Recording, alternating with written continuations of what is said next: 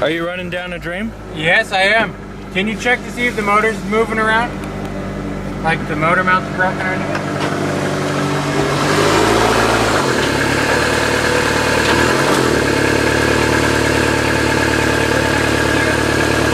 Not as bad as... Yeah.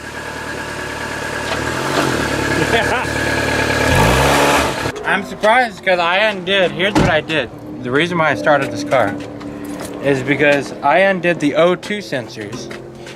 The oxygen sensors that the computer can tell based off of these sensors in the exhaust if the car is running too rich or too lean, whether it's rich meaning too much gas, lean meaning too little of gas. I was so confused, by the way. As you were talking, I'm like, why does it look like there's a light on the camera back here? And I was like, what's going on? Tommy, what's happening? I don't know. There's like a light everywhere I go. Is it God? Light war. Yeah. Another fix that we have to do is replace the power steering pulley. The belt, or I'm sorry, the belt, I should say. The belt. I was gonna say, is this a Lincoln Continental? The belt has broken off this car at some point before it got to us. Maybe that's why they scrapped the car. They had enough of it, maybe? Yeah. I don't know. You kind of figure out more problems as you get closer to the event and then during the event. Yeah. But so yeah, we got to fix the power steering belt, and it should have power steering because right now it doesn't. And the only person I know that have ever done a demolition derby without power steering would be Janie Atkinson in our Kia, believe it or not, and she finished second in that derby. So this car came out of nowhere. It's green. It's a Nissan. It's been sitting in the dirt for years. And this used to be a skid plate car. The problem is when the track reopened, no one has driven this car. I'm amazed since. because it's so nice. Yeah. No one has driven this car since. So that could tell me that the motor's broken on it, transmission might have gone out of it, and they just didn't want to care about it. They figured the track would throw it away. Well, in a sense we are. Because what's going to happen is there's going to be two cars chained together, chain race, between the Volvo that we have there. It's going to be the lead car, and this car is going to be the back car. And there's going to be a driver in each car. So Jeffrey and I will have a coin toss at some point when we get closer to it, and to figure out if we're even going to do it. These cars, in theory, it sounds like you just have to chain them together. You do, but there's a lot more to it. We've got to put cages in these cars if we were to run them in the chain race. It'll be a figure 8 race. Because it's a figure 8 race. And it's just pretty dangerous to cross cars without any roll cage or anything. So this car actually has a bit of a roll cage in it. We just got to add a little bit more and add some seat belts to it. So you see a roll cage in it. This is what they're looking. Oh, that looks like the most comfortable seat. Uh-huh. I see why the loser is going to be in the back car. Well, you got a spare tire.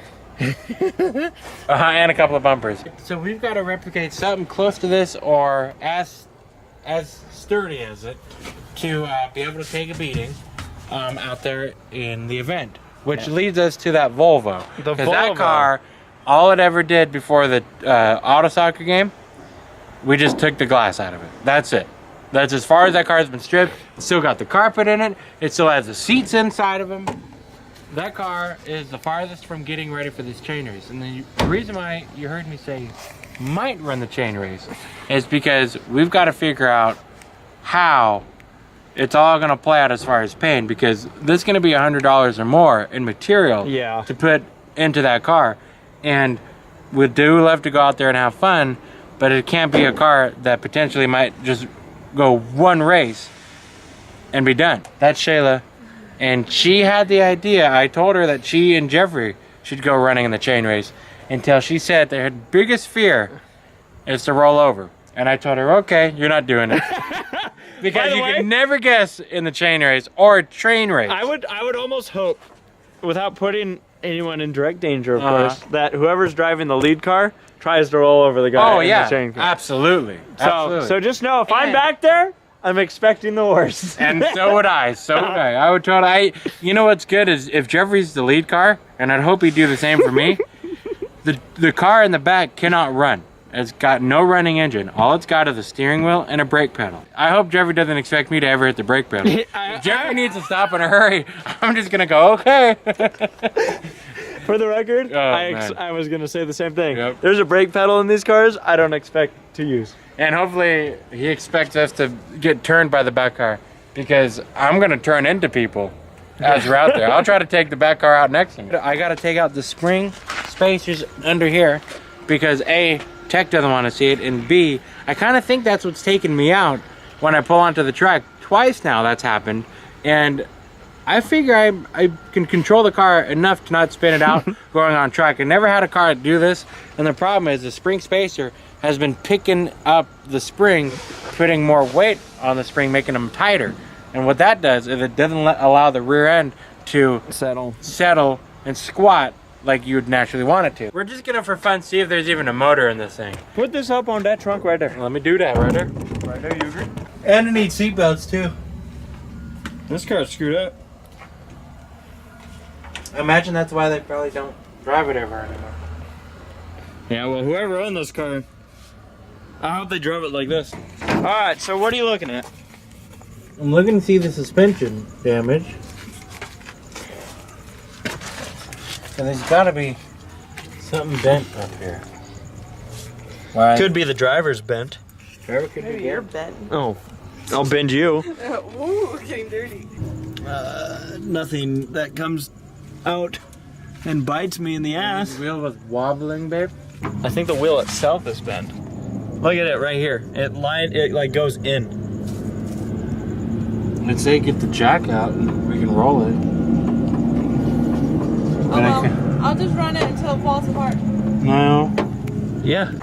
I'll just put this spare tire on my car. I've shown this one. Yeah, I was asking, how is this thing still holding air? I have no idea. Like it got hit right at the valve stem. That's where you inflate the tire. Hey, Rainbow Dash will still live on in a little way. Yeah? Because this fuel cap, after the trailer race, was broken off. The original fuel cap was broken off.